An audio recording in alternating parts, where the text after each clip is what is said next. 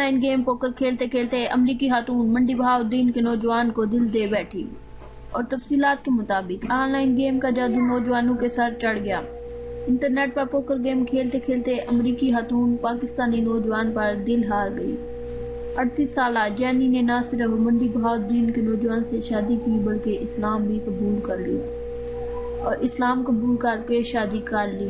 Jenny Fernandes से ज़ैनब बनने वाली दुल्हन का कहना है कि मुझे पाकिस्तान आकर बहुत अच्छा लगा। मेरे शोहर के घर वालों ने दिल से खुशामदीद कहा। हमारी मोहब्बत का सिलसिला पोकर गेम से शुरू हुआ और अब मैं पाकिस्तान आती जाती रहूंगी। मुझे अपनी फैमिली से बहुत मोहब्बत है।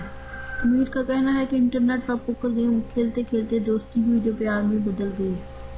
जेनी फर्नांडिस ने इस्लाम कबूल किया तो घर वालों की मर्जी से शादी कर ली। अगर अमेरिका का वीज़ा मिला तो ठीक है, वरना यहाँ बेहोश हूँ।